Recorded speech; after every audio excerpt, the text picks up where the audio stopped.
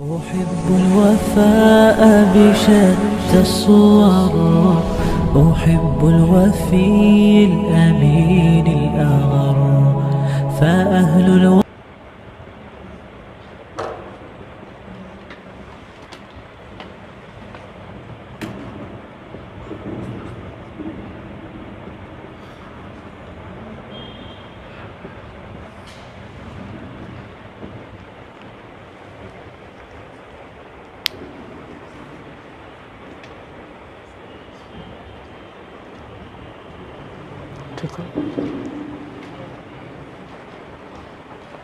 بس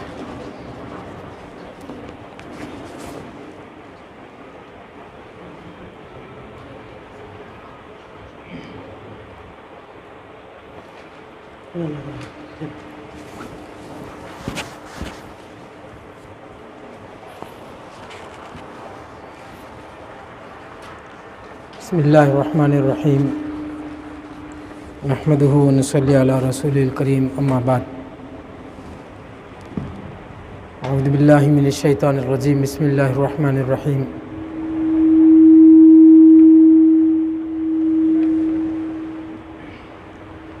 ٹھیک ہے بس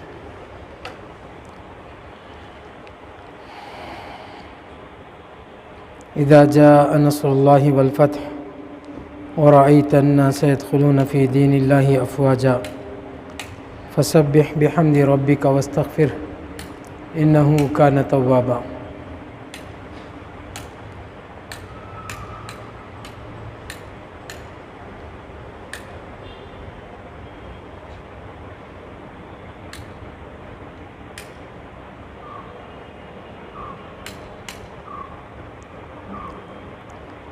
ہر نبی کو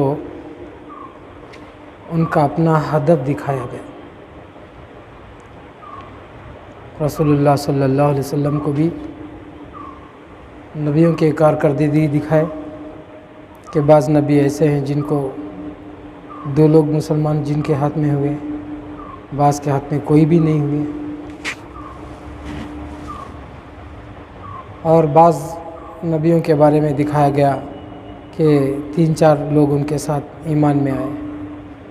تو رسول اللہ صلی اللہ علیہ وسلم کو یہ بھی دکھایا گیا کہ تا حد نظر ایک امت ہے جو موسیٰ علیہ السلام کی ہے، جس پر رسول اللہ صلی اللہ علیہ وسلم رشک کیے. اتنی بڑی تعداد ان کے ہاتھ میں مسلمان ہوئے. تو رسول اللہ صلی اللہ علیہ وسلم کو سنایا گیا کہ اس سے زیادہ تمہاری امت جنت میں جانے والی ہے. گویا نبی کا جو گول تھا، جو ہدف تھا، وہ بہت بڑا تھا. جس کا جتنا لمبا گول ہوتا ہے اتنا وہ زیادہ فلیکسیبل ہوتا چلا جاتا ہے. جس کا گول چھوٹا ہوتا ہے وہ چھوٹے چھوٹے چیزوں میں اٹک جاتا ہے. تو داعیوں کو چاہیے کہ وہ اپنا گول بڑا رکھیں. کم از کم رسول اللہ صلی اللہ علیہ وسلم کو دنیا میں یہ دکھا دیا گیا اذا جاء نصر اللہ والفتح ورأیت الناس يدخلون فی دین اللہ افواجا. فوج در فوج لوگ مسلمان ہوں گے. تو یہ کم از کم دنیا میں تو نبی صلی اللہ علیہ وسلم کو دکھا دیا گیا کہ تمہارے ہاتھ پر فوج در فوج لوگ مسلمان ہوں گے. لیکن یہ ہوں گے کیسے؟ اس کے لیے اللہ تعالیٰ نے نبی کو پہلے سے کچھ کیریکولم دیا تھا، کام کا ہدف دیا تھا اور اس کا نصاب دیا تھا. رسول اللہ صلی اللہ علیہ وسلم کو جو کام دیا گیا تھا اس کا تذکرہ اللہ نے تورات اور انجیل میں بیان کیا کہ جب آخری نبی آئیں گے تو وہ یہ کریں گے. الذین یتبعون النبی الامی الذی یجدونہ مکتوبا عندہم فی التوراۃ والانجیل یأمرہم بالمعروف وینہاہم عن المنکر. امر بالمعروف، نہی عن المنکر. وَيُحِلُّ لَهُمُ الطَّيِّبَاتِ وَيُحَرِّمُ عَلَيْهِمُ الْخَبَائِثَ. حلال و حرام. وَيَضَعُ عَنْهُمْ إِصْرَهُمْ وَالْأَغْلَالَ الَّتِي كَانَتْ عَلَيْهِمْ. سماجی مسائل کا حل. گویا رسول اللہ صلی اللہ علیہ وسلم کو جو کام دیا جا رہا تھا نبی بنائے جانے سے پہلے ہی، جس کا تذکرہ تورات اور انجیل میں آیا تھا، وہ کیا تھا؟ امر بالمعروف اور نہی عن المنکر کا کام، پاکیزہ چیزوں کو حلال بتانا اور گندے چیزوں کو حرام بتانا، اور سماجی جو جاہلانہ طور طریقے ہیں اس سے امت کو، انسانیت کو آزاد کرانا، بالخصوص غلامی کے نظام کو ختم کرنا۔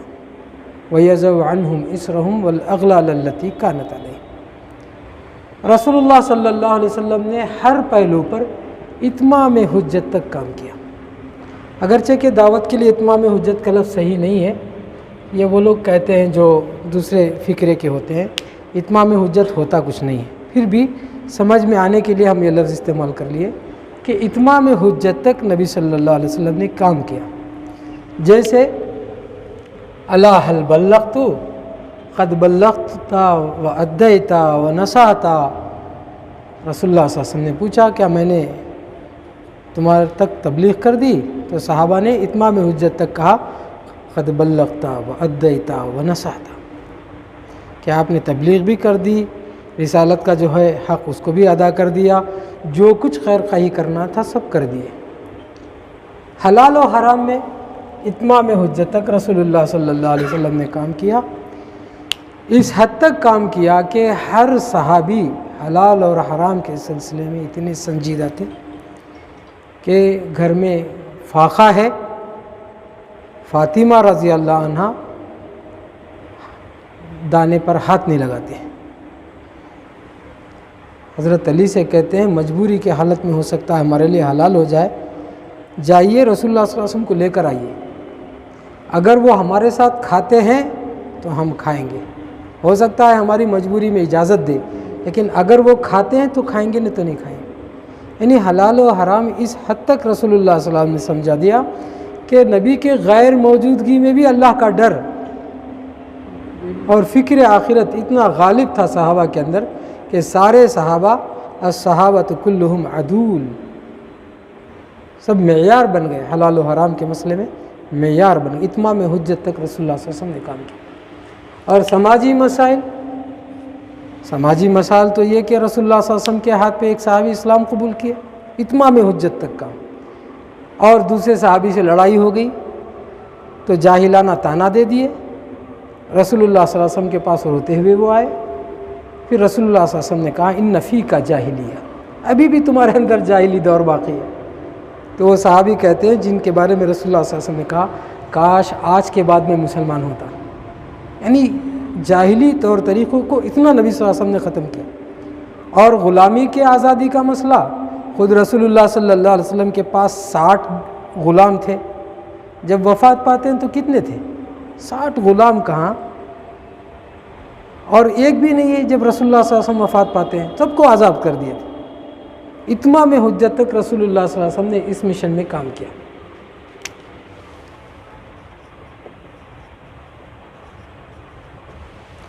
اس کے لیے اللہ تبارک و تعالیٰ نے یہ تو کام تھا رسول اللہ صلی اللہ علیہ وسلم کا، اس کے لیے رسول اللہ صلی اللہ علیہ وسلم کو اللہ نے کام کیا دیا تھا، کیریکولم کیا دیا تھا، ٹارگیٹ وہ تھا، کیریکولم کیا تھا، نصاب کیا تھا۔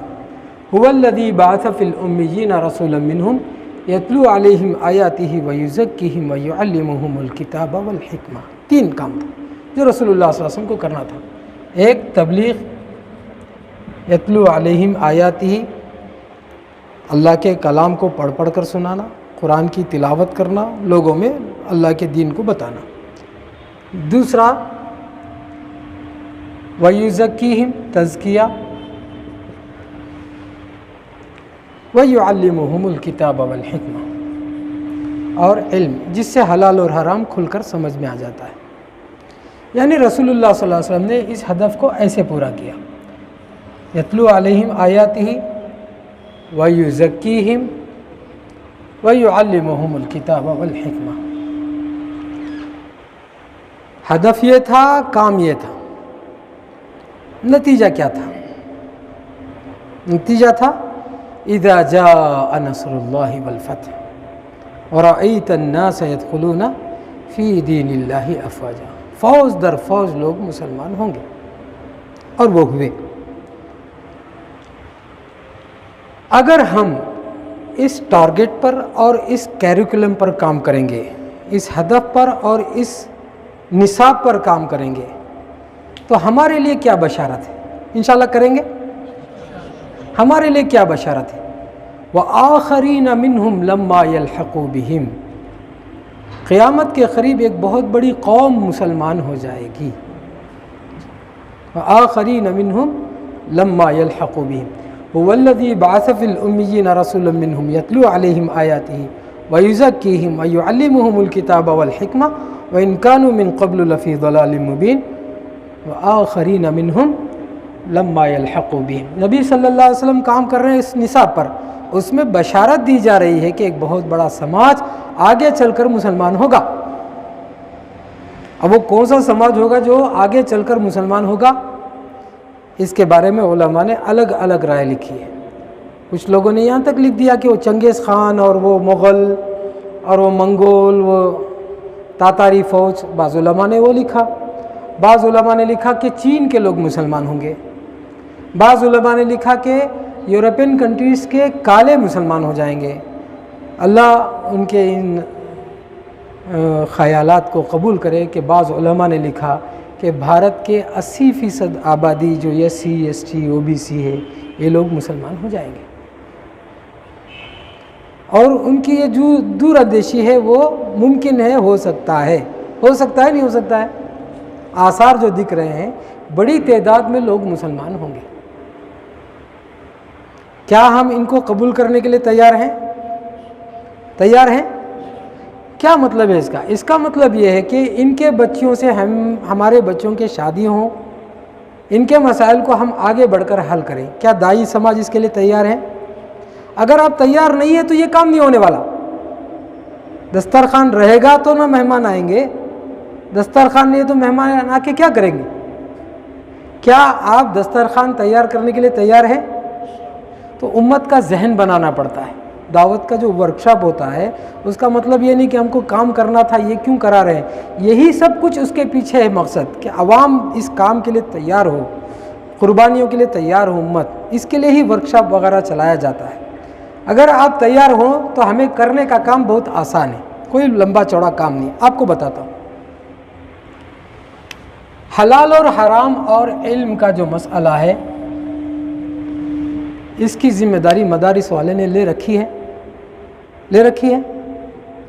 پورے مدارس کی بنیاد اسی پر ہے. یہ ہمارا کام اب ہے.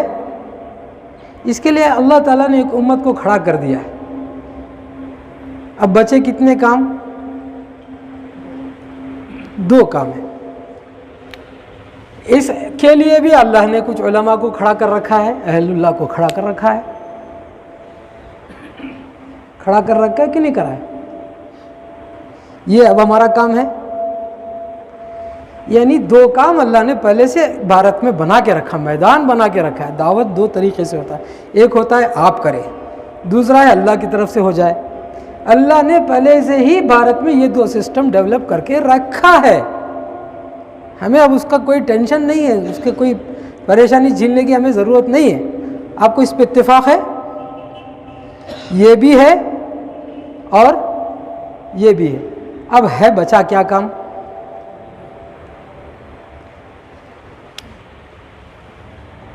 کیا ہم اس کے لیے تیار ہیں؟ دیکھیے ایک بات یاد رکھیے، یہ جو مسائل ہیں اسی تبلیغ کے ذریعے سے ختم ہوں گے. ان کے جو سماجی مسائل ہیں اسی تبلیغ سے ختم ہوں گے. نبی صلی اللہ علیہ وسلم کے زمانے میں جو سماجی مسائل تھے اس کو دعوت کے ذریعے سے ہی ختم کیا گیا. ہم جب دعوت کا کام تیز کریں گے تو ان کے یہاں کے جو سماجی مسائل ہیں وہ ختم ہو جائیں گے. اور جو یہاں کا جو غلامی کا نظام ہے، بھارت میں جو غلامی کا نظام ہے وہ عرب سے کئی گنا سخت ہے. وہاں تو غلامی سے لوگ آزاد ہوتے تھے، پیسے دے کے آزاد ہو سکتے تھے، مالک خوش ہو گیا تو آزاد ہو جاتے تھے. یہاں غلامی سے کوئی آزاد نہیں ہو سکتا. ذات پات کا جو سسٹم ہے وہ زندگی بھر اس سسٹم میں غلام رہتے ہیں. اس کا سلوشن کیا ہے؟ دعوت ہے. آپ دعوت دیں گے اس غلامی سے نکل جائے گی قوم، سماجی مسائل سے باہر آ جائے گی قوم. ساری چیزیں اللہ تعالیٰ نے وہاں رکھی ہیں. جب ہم اس پر کام کریں گے تو کیا ہوگا؟ یہ دو کام تو ہے پہلے سے، یہ دو کام تو پہلے سے ہے، بس ہم کو یہ باب، اس دروازے کو کھولنے کی ضرورت ہے۔ امت کریں گے انشاءاللہ۔ جب اس کو شروع کریں گے تو وہ انقلاب شروع ہو جائے گا، ریولیوشن شروع ہوگا۔ وہ کیسے کرنا ہے؟ انقلاب کے لیے ہمیں کیا کرنا پڑے گا؟ ہمارے سامنے رسول اللہ صلی اللہ علیہ وسلم کا دو طریقہ موجود ہے۔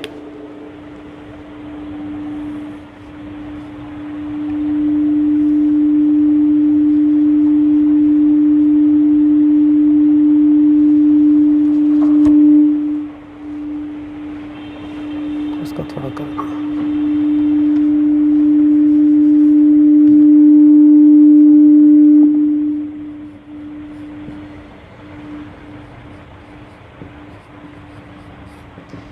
ایک ہے مکی دعوت اور ایک ہے مدنی دعوت۔ عام طور سے مکی دور، مدنی دور تو سنتے رہتے ہیں، تو میں نے اسے تھوڑا، چونکہ پورے دور پر بات نہیں کرنا ہے، صرف ہمیں دعوت پر بات کرنا ہے۔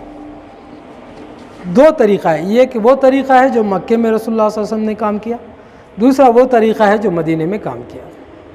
مکے میں رسول اللہ صلی اللہ علیہ وسلم نے جو کام کیا اس کو تین حصے میں آپ کو سمجھاتا ہوں۔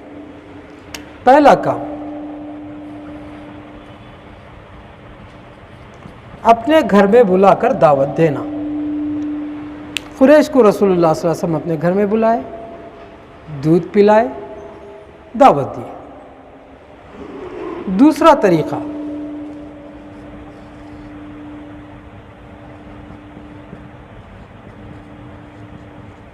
ابو بکر صدیق رضی اللہ عنہ کو تیار کرتے، ناشتہ تیار ہو جاتا، توشہ تیار ہو جاتا۔ یہ دونوں رسول اللہ صلی اللہ علیہ وسلم اور ابو بکر صدیق رضی اللہ عنہ دونوں صبح کو گاؤں سے، مکے سے باہر چلے جاتے، توشہ لے کر چلے جاتے، شام تک کام کرتے، پھر واپس گھر کو آ جاتے، کھانے کے لیے خود توشہ ساتھ میں رکھتے تھے۔ یہ دوسرا طریقہ تھا۔ پہلا طریقہ گھر میں بلا کر دعوت دینا، دوسرا طریقہ دو ساتھی شہر سے باہر جانا اور جا کر دیہات میں ایک دن کام کر کے آنا، توشہ ساتھ اپنے رکھنا، وہاں کے کسی توشے کا انتظار نہیں کرنا۔ یہ دوسرا طریقہ تھا۔ تیسرا طریقہ،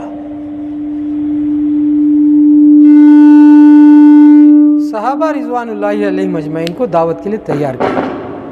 شاب ابی طالب، یعنی ابی طالب کے گھاٹی میں جب رسول اللہ اور اصحاب رسول کو قید میں رکھا گیا، سماج سے بے دخل کیا گیا، تو رسول اللہ صلی اللہ علیہ وسلم نے اس موقع کا فائدہ اٹھا کر ان کی خوب دعوتی تعلیم کر دی اور تربیت دے دی۔ اب وہ اتنے پکے پکائے صحابہ نکلے شاب ابی طالب سے کہ ہر گھر دعوت کا مرکز بن گیا۔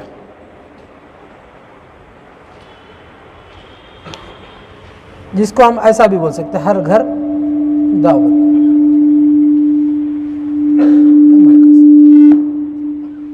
یہ مکی دور کا ہے۔ جو لوگ یہ مانتے ہیں کہ ہم مکی دعوت کے دور سے گزر رہے ہیں، ان کو یہ تین میں سے کوئی ایک آج ابھی وعدے میں پورا کرنا پڑے گا۔ ہمارے پاس تین راستے ہیں، اس میں سے آپ کیا کریں گے وہ بتانا ہے۔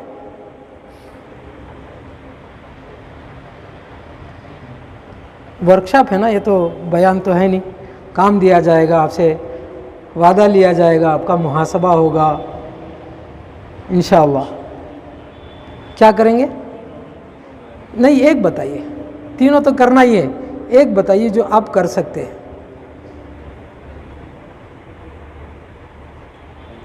پہلا انشاءاللہ آپ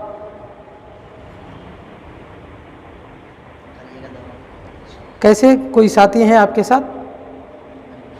ہاں، ملا دیں گے۔ مولانا خلیق ذمہ داری لے رہے ہیں، وہ دیہات جائیں گے روزانہ توشہ لے کے، جوڑ دیں گے ان کے ساتھ انشاءاللہ۔ جی، اور آپ کیا کریں گے؟ آپ کو تو موزن صاحب ہیں، آپ کو چھوڑنے والے نہیں گاؤں سے باہر، آپ کو شہر سے باہر جانا پڑے گا ایک دن کے لیے، وہ کانسیپٹ ہے، وہ دوسرا مطلب وہ ہے۔ بہرحال میں نے آپ کو سمجھا جو آپ کر سکتے ہیں. یہ ختم ہونے سے پہلے دوبارہ میں پوچھوں گا، آپ بتا دینا، میں یہ کر سکتا ہوں انشاءاللہ. ایک تو مکی دور. مدنی دور، مکی دور، ایک طریقہ یہ تھا کہ رسول اللہ صلی اللہ علیہ وسلم خود گھر میں بلا کر دودھ پلاتے اور دعوت دیتے. جیسے ابھی آج کل دودھ کا کلچر نہیں تو چائے کا کلچر ہے، چائے پلاؤ اور دعوت دو، گھر میں بلانا ہے. دوسرا ہے کہ ایک ساتھی کو جوڑ لیتے رسول اللہ صلی اللہ علیہ وسلم، ابو بکر صدیق رضی اللہ عنہ کو، ان کو ساتھ لے کر دیہات نکل جاتے صبح سے شام تک. توشہ ساتھ اپنے رکھتے اور وہیں کام کرتے، توشہ سے کھول کر کھانا کھا لیتے، پھر واپس لوٹ کر آ جاتے. یہ دوسرا طریقہ. تیسرا طریقہ، ہر صحابی کو تیار کیے کہ دعوت کا کام کرے، وہ اپنے اپنے گھر میں اپنے اپنے قبیلے میں دعوت کا کام شروع کرے، اپنے قبیلے میں. یہ ایک طریقہ ہے، اپنے قبیلے میں دعوت کا کام کرے. یعنی میں قریش کا ہوں، مجھے مکلف نہیں کیا گیا کہ تم جو ہے بنو قریظہ کے لوگوں کو دعوت دو. قریش کو ہی بیان کیا کہ تم قریش کے لیے داعی ہو. اپنے اپنے سماج، اپنے اپنے کیسٹ، اپنے اپنے سماج کے اندر وہ دعوت کا کام کریں. یہ ایک طریقہ مکے کا ہے. اس میں جو ہم کر سکتے ہیں وہ ہمیں کرنا ہے. دوسرا طریقہ مدنی دعوت کا. مدنی دعوت اور مکے دعوت میں بنیادی فرق یہ ہے کہ مکے میں ایک قبضہ مشرکوں کا تھا اور مدینے میں قبضہ یہودیوں کا تھا. بنیادی فرق یہ ہے. مکے میں جو تھے وہ 100 قبیلے تھے رسول اللہ صلی اللہ علیہ وسلم کے دشمن، اور مدینے میں صرف 100 قبیلے تو تھے ہی تھے، مکے والوں کے دشمنی تو تھی باقی. اس کے علاوہ مدینے کے اندر 4 بڑے قبیلے یہودیوں کے بھی دشمن تھے، اور مدینے کے اطراف مکے اور یہودیوں کے معاون بہت سے قبائل تھے. اس کے علاوہ قیصر روم کے لوگ بھی تھے مدینے کے اطراف، جو رسول اللہ صلی اللہ علیہ وسلم کی تحریک کو کچلنے کی کوشش کر رہے تھے. کسریٰ کی طاقت لگی ہوئی تھی مدینے کے اطراف. یعنی مکے سے سخت میدان میں رسول اللہ صلی اللہ علیہ وسلم مدینے میں زندگی گزار رہے تھے. لیکن اسلام کی نصرت اور اسلام کے فتوحات کی بشارت اللہ نے کہاں دی؟ کہاں دی؟ مدینے میں دی. تو فتوحات یہی نصیب ہوئی ہے. اگر یہ ہم مانتے ہیں کہ ہم مدنی دعوت کے دور میں آ گئے ہیں تو فتوحات کا وعدہ بھی ہمارے ساتھ لگ کر آ جائے گا. اور ہم حقیقت میں مدنی دور میں ہیں، اس کے لیے میں دلیل بھی پیش کر سکتا ہوں. ڈی این اے نے ثابت کر دیا کہ یہاں کے جو برہمن سماج ہے وہ یہودی النسل ہے، یوریشین یہودی ہے، ثابت کرا دیا. تو آٹومیٹک ہمارا جو بھارت ہے وہ مدنی دور میں داخل ہو گیا. جیسے مدینے میں یہودیوں کا قبضہ تھا، بھارت میں ڈی این اے بیس کے رپورٹ کے بیس پر یہ ہمیں سمجھ میں آتا ہے کہ بھارت کے لوگ کس دور سے گزر رہے ہیں؟ مدنی دور سے گزر رہے ہیں.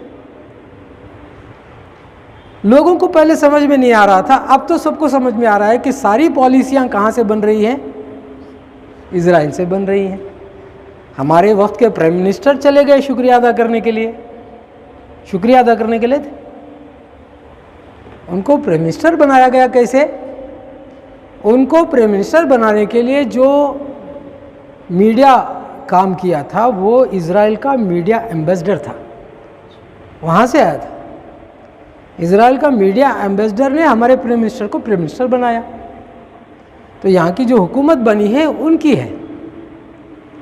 اس کے شکریہ کے طور پر انہوں نے کیرلا کا خط بھی لے جا کر دکھایا کہ تمہاری حکومت یہاں تک تھی. چیرامان کے زمانے میں جو مسلم بادشاہ تھا، کیرلا کا ایک علاقہ ان کو حکومت کرنے یا آزادی سے جینے کے لیے دیا تھا. وہ ڈاکیومنٹ لے جا کے پرائم منسٹر پیش کرتے ہیں. کس کو؟ اسرائیل کو. مطلب تمہاری حکومت کہاں تک تھی؟ وہاں تک تھی. وہ ساری چیزیں ہو رہی ہیں. تو مانوی طور سے یا نہ مانے یا مانے، بھارت کس دور میں داخل ہو چکا ہے؟ مدنی دور میں داخل ہو چکا ہے. یعنی اب جو نصرت کے اور فتوحات کے اللہ کے وعدے ہیں وہ یہاں پورے ہونے والے ہیں. ہر پہلو کے دیکھنے کا 2 طریقہ ہوتا ہے، ایک مثبت ہوتا ہے، ایک منفی ہوتا ہے. تو چونکہ ہم دائی ہیں تو ہم مثبت ہی ڈھونڈ لیتے ہیں. تو فتوحات چونکہ یہاں ہے تو فتوحات کے لیے ہمیں کرنا کیا پڑے گا؟ کیا کیا رسول اللہ صلی اللہ علیہ وسلم نے، اس پیٹرن پہ ہمیں کام کرنا پڑے گا۔ مدینے کے بھی 3 کام ہم آپ کو بتاتے ہیں۔ پہلا کام،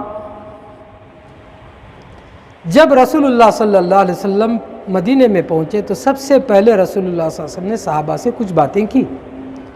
وہ تقریر پورے مدینے کے ماڈل پر تھی۔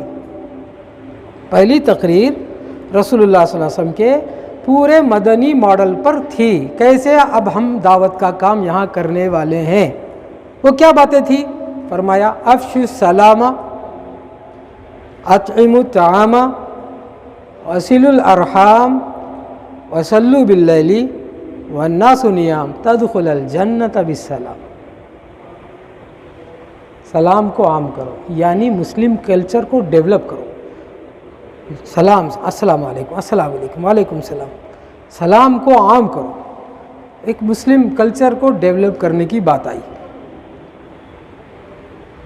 سلام کو عام کرو۔ وَأَطْعِمُوا الطَّعَامَ، کھانا کھلاؤ۔ جو کام رسول اللہ صلی اللہ علیہ وسلم نے وہاں کیا، کہاں؟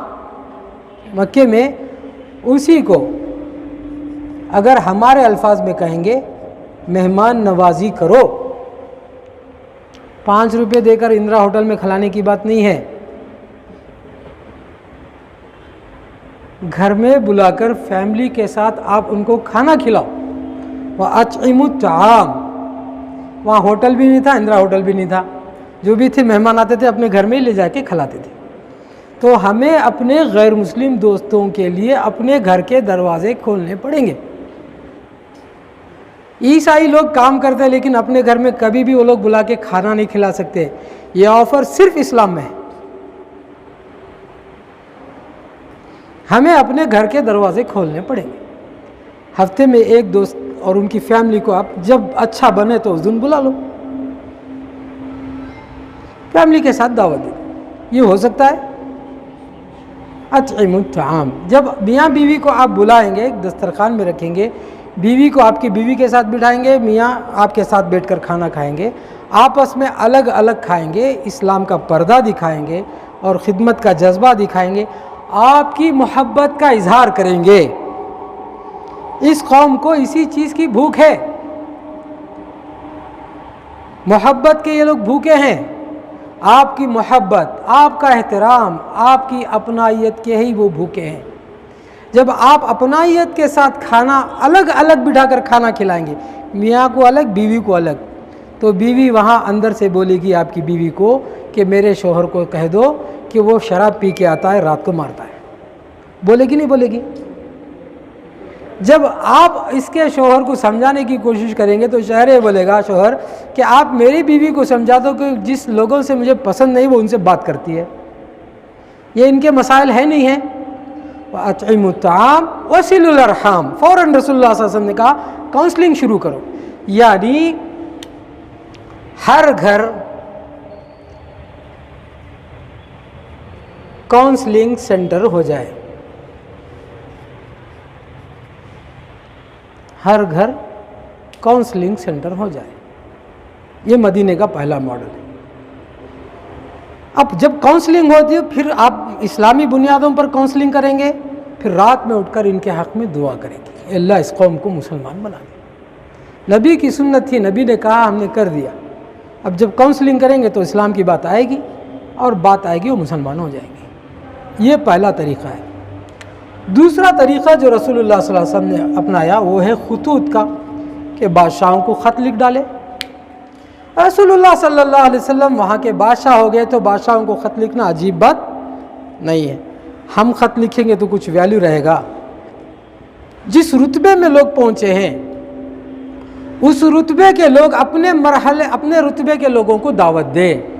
کوئی سرجن ہے وہ سرجن لیول پہ دعوت کا کام شروع کرے، کوئی لائر ہے تو جج لیول پہ کام شروع کرے، جو سیاسی مداخلت جس کو ہے، سیاست سے دل کو دلچسپی ہے، وہ سیاسی لوگوں میں کام کرے۔ جہاں جس کو اللہ نے پہنچا دیا وہاں سے وہ کام کرے، یہ اس کا مطلب۔ رتبے ہم مرتبے میں کام ہو۔ خطوط کا مطلب کیا ہے؟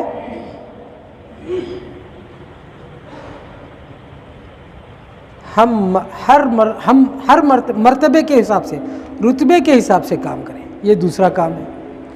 تیسرا کام جو رسول اللہ صلی اللہ علیہ وسلم کیا وہ ہے ڈیلیگیشن، وفود۔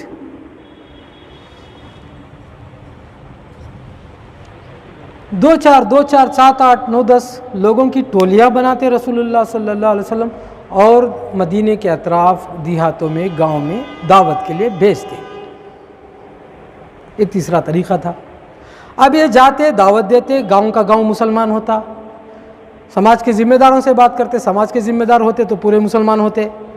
بعض جگہ کچھ صحابہ کے ساتھ قتل کا معاملہ بھی ہو گیا تو علماء نے اس کو سریہ کہا۔ بعض دفعہ رسول اللہ صلی اللہ علیہ وسلم کو ان کے دفاع میں جانا پڑا تو محدثین نے اس کو غزوہ کہا۔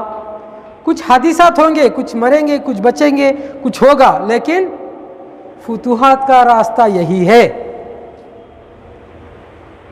جب ہم یہ مانتے ہیں کہ ہم کہاں ہیں، مدینے کے دور میں ہے، تو ہم اس میں سے کسی ایک پہلو کو کام میں لانا پڑے گا۔ یا تو ہر گھر کاؤنسلنگ سینٹر بن جائے، یہ پاسبل ہو سکتا ہے، یا ہم اپنے رتبے کے حساب سے کام شروع کریں، یہ بھی ہو سکتا ہے، یا کوئی قائدانہ صلاحیت والا ہے جس کے پاس 10-50 لوگ ہیں، 2-2 5-5 لوگوں کو متعین کرے اور اطراف کے دیہاتوں میں جا کر وہاں کے پنچایت والوں کے اندر جو اسلام اور مسلمانوں کے سلسلے میں غلط فہمیاں ہیں اس کو دور کرنے کا ایک مشن چلائے۔ اور شہر کے اندر بھی جہاں بھی اسلام اور مسلمانوں کے خلاف پروپیگنڈے ہوتے ہیں انہی کو نشانہ بنا کر ان کی غلط فہمیوں کو دور کیا جائے۔ فوراً ڈیلیگیشن تیار ہو، افراد تیار ہو جو ہمت والے ہو، وہاں جا کر کام کریں۔ اس طریقے سے اگر آپ کریں گے تو ایک ہی کام ہمارے ذمہ تھا، آلریڈی 2 کام دوسروں نے لے رکھا ہے، ایک ہی کام ہمارے ذمہ تھا۔ اگر اس میں سے کسی ایک طریقے پر بھی کام کریں گے انشاءاللہ وآخرین منہم لما یلحق بہم، کہ ایک بہت بڑا سماج جو مسلمان ہوگا وہ خواب پورا ہو جائے گا۔ اور آخری بات کر کے ایک بات ختم کرتا ہوں کہ دین کے لیے کیا جانے والا چھوٹا سا کام چھوٹا نہیں ہوتا ہے، کام چھوٹا ہوتا ہے، نتیجہ بہت دیر کے بعد لیکن آتا ضرور ہے، نتیجہ دیر کے بعد لیکن آتا ضرور ہے۔ وفد طارق ابن عبداللہ سیرت کا ایک باب کا ایک نرالا باب ہے جس میں طارق ابن عبداللہ کے خاندان کے لوگ مسلمان ہو گئے۔ اس کی کہانی یہ تھی کہ یہ لوگ مدینہ آئے اور اپنا سامان جو ہے مدینے کے شہر میں داخل ہونے سے پہلے اپنے سامان سدھار رہے تھے، تو رسول اللہ صلی اللہ علیہ وسلم پر یہ آیت نازل ہوئی تھی کہ باہر سے لوگ آ کر مسلمان ہوں گے۔ تو رسول اللہ صلی اللہ علیہ وسلم سمجھے شاید یہ لوگ مسلمان ہونے کے لیے آ گئے ہیں، تو آ کر پوچھے آپ کیوں آئے ہیں؟ تو انہوں نے کہا کہ کچھ بہترین اونٹ ہیں ہمارے، بیچیں گے اور کھجور خرید کے جائیں گے۔ تو رسول اللہ صلی اللہ علیہ وسلم کو معلوم ہوگا کہ یہ مسلمان ہونے کے لیے نہیں آئے ہیں، تو رسول اللہ صلی اللہ علیہ وسلم نے پوچھا کون سے اونٹ کیا قیمت ہے؟ ایک بہت قیمتی اونٹنی تھی، رسول اللہ صلی اللہ علیہ وسلم اس پہ ہاتھ رکھے، بولے اس کی کیا قیمت ہے؟ انہوں نے ظاہر بات ہے شہر کے اندر آئے تو جو ریٹ لگائے کون پوچھنے والا ہے؟ اے پی ایم سی کا جھگڑا وہی ہے، اے پی ایم سی والے چاہتے نہیں ہیں کہ دیہات کے لوگ ڈائریکٹ بازار میں آ کے بیپار کریں، بیچ میں روڈے لڑکا کے کھڑے ہیں، ان کو بیپار کرنے نہیں دیتے ہیں۔ تو وہاں ویسا تو تھا نہیں رسول اللہ صلی اللہ علیہ وسلم کے زمانے میں۔ اب رسول اللہ صلی اللہ علیہ وسلم نے کہا کہ یہ جو ہے یہ اونٹ مجھے پسند ہے، کیا قیمت ہے؟ وہ لوگ زیادہ ریٹ لگا دیے۔ رسول اللہ صلی اللہ علیہ وسلم نے کہا کہ سودا منظور ہے، نو بارگننگ۔ ہمارے یہاں تو ایسا حال ہے، مسلم عورتوں کو دیکھ کر ریٹ 2 بدلتے، 50% سے کم میں پوچھتے وہ لوگ ریٹ، ایسی حالت ہے۔ اسلام میں کہاں ہے بارگننگ؟ وہ اپنی ضرورت کی چیز بیچ رہا تھا، اس کو کیا ضرورت ہے کتنے میں بیچنا اس کو معلوم ہے، چاہے جو ریٹ لگا لے، اس کا مال، اس کی ریٹ، اس کی قیمت۔ رسول اللہ صلی اللہ علیہ وسلم نے کہا کہ مجھے سودا منظور ہے، تو ان کے دماغ ٹھکانے لے لگے، بارگیننگ ہی نہیں کی رسول اللہ صلی اللہ علیہ وسلم، چچمبے میں پڑ گئے، دیکھتے کہ دیکھتے رہ گئے، رسول اللہ صلی اللہ علیہ وسلم اونٹنی لے کے نکل گئے۔ جب رسول اللہ صلی اللہ علیہ وسلم غائب ہوئے تو ان کو احساس ہوا کہ اونٹنی بھی گئی اور آدمی بھی گیا، پریشان ہو گئے کہ بھائی کیا کریں گے، ہماری اونٹنی کا کیا ہوگا؟ تو جو طارق ابن عبداللہ کا جو وفد ہے اس کے جو سردار کی بیٹی ہے وہ اپنی ڈولی سے چہرہ نکالتی ہے اور آ کر کہتی ہے کہ میں نے اس آدمی کا چہرہ دیکھا ہے، وہ کسی دھوکے باز کا چہرہ نہیں ہو سکتا ہے، اگر وہ دھوکہ دے دیا تو جو قیمت اس نے کہی وہ قیمت میں دینے کے لیے تیار ہوں، آپ بے فکر ہو جائیے۔ تب جا کے اطمینان ہوا۔ اب مدینے میں داخل ہوئے، پریشان تو تھے، اٹھ نہیں چلے گئی تو پریشانی تو اپنی جگہ ہے نا۔ تو ایک صحابی آئے اور کھجور پیش کیا اور کہا کہ رسول اللہ صلی اللہ علیہ وسلم نے آپ کے استقبال میں پیش کیا ہے، اور کہا ہے کہ جو سودا رسول اللہ صلی اللہ علیہ وسلم نے کیا ہے اس میں کوئی بھی پوائنٹ آپ کا اس میں نہیں آئے گا۔ کیا کہتے ہیں اس کو، مہمان آتے ہیں کاروباری لوگ تو خوب محنت میں خدمت گزاری ہوتی ہے، ہوٹل بک کیا جاتا ہے، کار بک کیا جاتا ہے، پوری پارٹی بیپار سب ہوتا ہے۔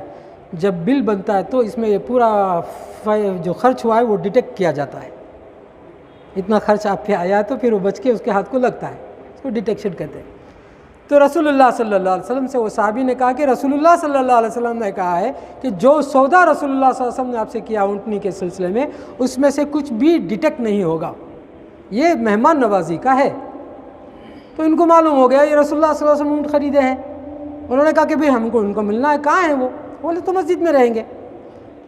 جب یہ طارق ابن عبداللہ کا وفد مدینے میں مسجد نبوی میں داخل ہوتا ہے تو رسول اللہ صلی اللہ علیہ وسلم مسجد میں 3 نصیحت کیے ہوتے ہیں، وہ سنتے ہیں، الید العلیٰ خیر من ید السفلیٰ، اوپر والا ہاتھ نیچے والے ہاتھ سے بہتر ہے۔ دوسری بات، انفقوا فی سبیل اللہ، اللہ کے راستے میں خرچ کرو، یہ دوسری بات سنتے ہیں۔ تیسری بات، خرچ کرنے کا ڈھنگ بتاتے ہیں نبی صلی اللہ علیہ وسلم، کس طریقے سے خرچ کرنا چاہیے۔ انفقوا علی امک، پہلے تم ماں پر خرچ کرو، ثم ابیک، پھر باپ پر خرچ کرو، یہ تو سب کو معلوم ہے۔ اس کے بعد کا ثم علی اختک، پھر تمہاری بہن پر خرچ کرو۔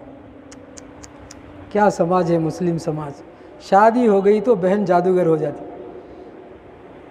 کماتا سو پورا بہن کو کھلاتا ہو، لا حول ولا قوت الا باللہ۔ کیا سسٹم بتا رہے رسول اللہ صلی اللہ علیہ وسلم، انفقوا علی امک ثم ابیک ثم علی اختک ثم اخیک، پھر تمہارے بھائی پر۔ بھائی تباہ ہو رہا ہوگا سود کے دلدل میں، پلٹ کے نہیں دیکھتے، لڑکا ہے کما لے گا، مٹ جائے گا، فکر نہیں کریں گے۔ ثم علی اخیک، پھر تمہارے بھائی پر، ثم علی قرابتک، پھر تمہاری بیوی بچے۔ رسول اللہ صلی اللہ علیہ وسلم نے سسٹم سکھایا۔ ثم علی قرابتہا، پھر ان کے رشتہ دار، سسرال پر خرچ کرنے کی بات رسول اللہ صلی اللہ علیہ وسلم کر دیے۔ ہندوستان میں اگر کوئی سسرال پہ خرچ کر دیا تو گیا، رسول اللہ صلی اللہ علیہ وسلم نے سسٹم سکھایا۔ اب یہ طارق ابن عبداللہ رسول اللہ صلی اللہ علیہ وسلم کو ٹک ٹکی باندھ کے دیکھ رہے ہیں کہ میں نے اس آدمی کو کہیں دیکھا ہے، اب یاد نہیں آ رہا تھا، ظاہر بات ہے ان کو میں نے کہیں دیکھا ہے۔ تو اچانک یاد آیا کہ یہ وہی آدمی ہے جو بازار اوکاز میں یہ گئے تھے طارق ابن عبداللہ اپنا سامان لگانے کے لیے، مکے میں سامان لگا رہے تھے، تو سب لوگ اپنا اپنا سامان بیچتے۔ اس زمانے میں تو کوئی پڑھے لکھے لوگ نہیں تھے کہ گوگل کے ذریعے سے ڈور ڈیلیوری ہو جائے، اس زمانے میں نہ کوئی پڑھے لکھے لوگ تھے کہ پروویژنل اسٹور کر کے نام لکھا جائے تو نام دیکھ کر دکان میں داخل ہو جائے۔ اس زمانے میں چیختے تھے لوگ، اونٹ لے لو، بکرا لے لو، کھجور لے لو، سب اپنا اپنا پروڈکٹ چیخ چیخ کے بیچ رہے تھے۔ اس آواز کے بیچ میں ایک عجیب و غریب آواز آئی تھی، قولوا لا الہ الا اللہ تفلحون، ایک اللہ کو مان لو کامیاب ہو جائے گا۔ عجیب پروڈکٹ، سب الگ الگ پکار رہے، ایک الگ آواز ہے۔ تو طارق ابن عبداللہ اپنا سامان سمیٹتے سمیٹتے پلٹ کے دیکھے بھئی کون سا نیا پروڈکٹ آ گیا بازار میں، تو یہ دیکھے کہ ابو جہل رسول اللہ صلی اللہ علیہ وسلم کے پیچھے ہے اور کنکریاں اٹھاتا ہے، رسول اللہ صلی اللہ علیہ وسلم کو مارتا ہے اور کہتا ہے لا تصدقوہ فإنہ کذاب، اس کی باتوں میں نہ آؤ، یہ بڑا جھوٹا ہے۔ اب رسول اللہ صلی اللہ علیہ وسلم پلٹ کے ابو جہل کو جواب بھی نہیں دیتے، 4 قدم آگے بڑھتے ہیں اور پھر وہاں جا کے کھڑے ہو کے کہتے ہیں قولوا لا الہ الا اللہ تفلحون۔ پھر ابو جہل دوڑتا ہے، پھر کنکریاں اڑاتا ہے، پھر مارتا ہے، پھر رسول اللہ صلی اللہ علیہ وسلم بغیر کچھ کہے کہ آگے 4 قدم بڑھا دیتے ہیں، پھر جا کہتے ہیں قولوا لا الہ الا اللہ تفلحون، اللہ پر ایمان لاؤ کامیاب ہو جاؤ گے. پھر ابو جہل دوڑتا ہے, پھر کنکریاں اڑاتا ہے, پھر مارتا ہے, پھر کہتا ہے لا تصدقوا فإنه کذاب. 3 سے 4 مرتبہ یہ آواز سنتے ہیں طارق ابن عبداللہ. پھر یہ دیکھتے ہیں کہ رسول اللہ صلی اللہ علیہ وسلم ان کی آنکھوں سے اوجھل ہو گئے. وہ پورا منظر رسول اللہ صلی اللہ علیہ وسلم کا یاد آ گیا. کب یاد آیا؟ یہ مدینے میں وہ ہوا واقعہ مکے کا, یاد آیا ان کو مدینے میں. اب رسول اللہ صلی اللہ علیہ وسلم نصیحت کر ہی رہے ہوتے ہیں, وہ پوری بات یاد آتی ہے, اور طارق ابن عبداللہ پورے خاندان کے ساتھ کہتے ہیں اشہد اللہ الہ الا اللہ و اشہد ان محمد عبدہ و رسول. آپ کی تھوڑی سی محنت بیکار ہونے والی نہیں ہے. آج نہیں تو کل اس کا رزلٹ آنے والا ہے. 2-4 آدمی سے 1 گھنٹے 2 گھنٹے بات کرنے سے تھوڑی لوگ مسلمان ہو جاتے ہیں. لوگ کہتے ہیں آپ کا رزلٹ آپ کے ہاتھ میں آنا کوئی ضروری نہیں ہے. کبھی بھی وہ ایک وقت آئے گا, مرتے وقت بھی شاید بات یاد آ جائے تو وہ کلمہ پڑھ لے. ایک آریہ سماجی تھا, وہ بہت بحثہ بحثی ہوئی. دائی نکلتے وقت ایک بولے کہ ایک نوٹ بک لے کے آؤ, بہت بحثہ بحثی گرما گرمی. نکلتے وقت انہوں نے کہا ایک ڈائری لے کے آؤ, ایک نوٹ بک لے کے آؤ. غصے میں لا کے رکھا, وہ لکھے اس پہ اشہد اللہ الہ الا اللہ وحدہ لا شریک لہ و اشہد ان محمدًا عبدہ و رسول. لکھ دیا. لکھ کر بولے جب تم کو مسلمان ہونا ہے یہ پڑھ لو. مجلس کیسا تھا؟ گرم تھا, بحثہ بحثی کی تھی, نکل رہے تھے. اور لکھتے ہوئے دائی لکھ کر چلے گئے کہ جب تم کو مسلمان ہونا ہے اس کو پڑھ لو. ہم نے اپنے آنکھوں سے دیکھا جو آدمی اتنا زیادہ بھڑکیلا تھا, ادھر ادھر دیکھا, وہ کوئی بیوی بچے نہ دیکھ لے, ظاہر بات ہے. ادھر ادھر دیکھا, کوئی بھی نہیں ہے, تو کاغذ پھاڑ لیا اور جیب میں ڈال لیا. اس کو کلمہ پڑھنا تھا لیکن بحث کر رہا ہے. تو یہ ساری چیزیں ہیں, اس لیے آپ کبھی نہیں سمجھنا کہ آپ کی محنت بیکار جائے گی. انشاءاللہ اس کا رزلٹ آئے گا. اسی پہ میں اپنی بات ختم کرتا ہوں اور دعا کرتا ہوں کہ اللہ تعالیٰ ہم سب کو صحیح رخ پر جو نبی کا طریقہ ہے اس نے نبی کے نہج پر کام کرنے کی توفیق نصیب فرمائے. آمین. وآخر دعوانا الحمدللہ رب العالمین. السلام علیکم ورحمۃ اللہ وبرکاتہ.